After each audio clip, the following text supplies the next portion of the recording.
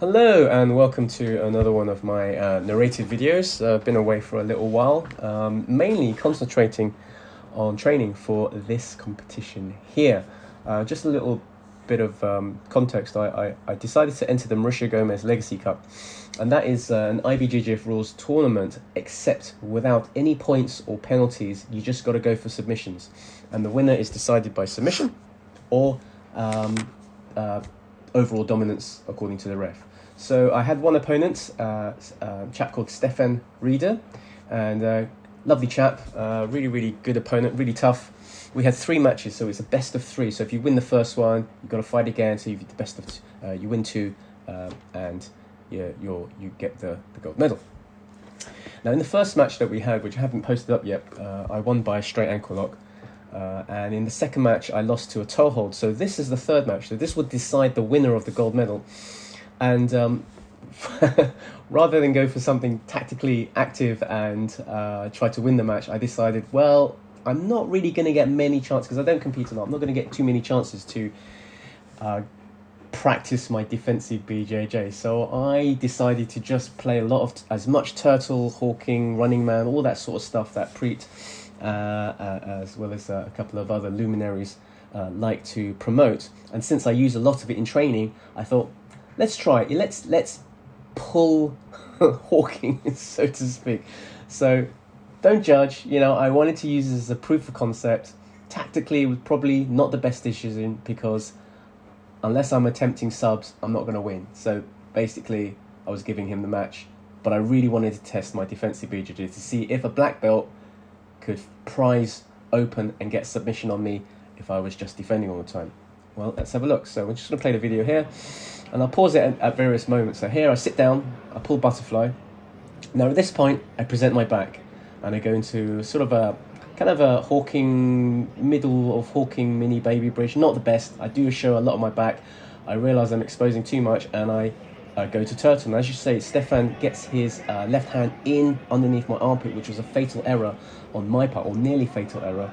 I realise that mistake, and I try desperately not to let him get grips on me and get further control over me. So I managed to defend the underhooks, and he's grabbing my ankle there, so he's trying to pull open and prise open my turtle. I go into it's kind of a mini baby bridge, kind of a running man, go back to turtle. This time defending underneath my armpits much more vigorously, and I feel that he's not attacking my neck or upper body. He really wants to get the underhooks, so I don't have to defend my head so much. But notice the reverse turn hands. Here is a sort of collapsed running man, very squished down. I can take a lot of pressure from him, running man. Go back into turtle, and he's just trying to find an opening. I'm not letting him get any access to my neck because I'm doing the reverse grip, and I'm really guarding the underhooks now. I'm very wary that he's very fast searching for that. Also, by leaning my head up, going into sitting turtle, I can put more weight on my ankles so he can't tilt me over, tip me over and reverse me. So I'm very conscious of that. But as you can see, I am very stationary and very defensive. I'm not making any sub attempts. So at this stage, the referee's thinking, what is this guy doing? And he's not going to win the match. So I'm tempting him with an underhook there, and he takes it, but I muck up my Peterson roll. I really don't get it. So now he's on the attack. We'll just reverse there and have a look at that again because it's worth seeing. I do this day in, day out of training, and I do it intentionally. So right here, and you see I'm opening up the gap here. This is a bait. Now it's up to you whether you think that's a good bait or not. In this case, it wasn't that good. Normally, I go for it and I pull the guy over or try to go for a kumar or something, but it's a bait. I want something to happen. So I open up the underhooks. He takes it and he goes for like some sort of shoulder clamp, which doesn't allow me to get the roll that I want. The angle's horrible and I'm in trouble. I'm in big trouble. I didn't defend my neck. He gets the lock around my head, but it's not tight. It's not underneath my jaw, so I'm okay. I feel okay. I hunch my shoulders up really tight and just go back to basics, defending back control, or rather, it's not letting me get back to him, but just defending my neck. Now I go into the safety zone, the trenches that Preet speaks, which is my turtle. I know time is running out. These are 5-minute matches. We're Masters 4, so I recognise I have to start doing work. So as you can see, I roll out of it. Now at this stage, I go for De La Riva guard, and I have to say, Stefan's grips are insane. He's really strong grips. So it's very hard to pull my hand free and start working the kind of grips that I want to do. I switched from De La Riva to De La Riva X guard, which I like doing, especially on someone who's sort of on their knees, very upright.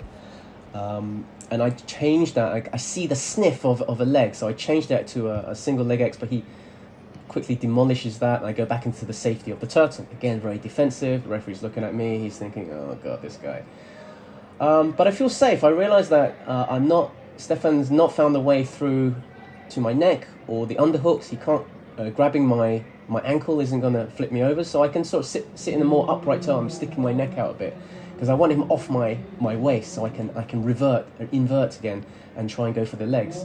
I think Stefan's very aware of it. Good wrestling skills. He's really basing himself behind me and the weight over my hip region. I do manage to do a Granby roll, and I wanted to go for a knee bar, but it wasn't there. He wasn't there. So, by the way, we weren't allowed heel hooks in this particular match. So I saw a semblance of a straight ankle lock. Now, because I got Stefan in the straight ankle lock in the first round, he was very, very attuned and very aware that this was my go-to move. So he was preventing. He shut me down very easily. So as you can see, the leg is not straight, it's bent. I mean, it's a really terrible position. I was in a bit of a stalemate. He also has a sniff of an ankle lock on me, or a toe hold. And so we're kind of caught in this position. I'm stretching out. I want to stretch him out. I want to get my right leg onto his body and stretch him out. Now, as I'm pulling out and fashioning a straight ankle, I switch to a figure 4 grip. I realize it's not really happening. So I figure, is there a knee bar? Not really, but then I'm also conscious that he's grabbing at my foot, wanting a toe hold, which is what he got me in the second round. So I'm also conscious of withdrawing my knees from the knee line. I figure that once Stefan has the knee line, it's over for me. So because you can see my knees are out of the knee line, so I don't feel any danger. You see my face; it's kind of calm. I don't, any twisting and grabbing on a foot isn't really gonna hurt me as long as you protect the knee line. So at this stage, I'm searching for his foot, and it's a bit of a scramble. We're spinning for a toe hold. I just wanted to free my knee line. That's all I wanted to do, which I did do there. Again, I'm feeling safe, and I wanted to crunch for something. What was I doing there? I can't quite remember what I was doing. I crunched for something. Oh, I was going for a twisting corkscrew footlock. Again, it wasn't quite perfect. You get these slim opportunities. And then we sort of land in this position, and believe it or not, it's time up. So there you go, 5 minutes is up. I'm sure it was less than 5 minutes, but time goes by very fast when you're caught in that moment. And although, it wasn't necessarily, no one got a submission, quite rightly, Stefan got the win because he tried more submissions and I was defending too much. But fair enough. That's what it is. I'm kind of happy that I tried it, even if it's just that one time. Even if I never do that defensive game all the time. I was inspired by watching Raul Auto with his, I don't know if you've seen it on YouTube. I did a review of his DVD, but also is a very, very sort of viral video where he submitted seven people in the advanced division of Nogi, just using all his turtle and hawking and running man, all that stuff.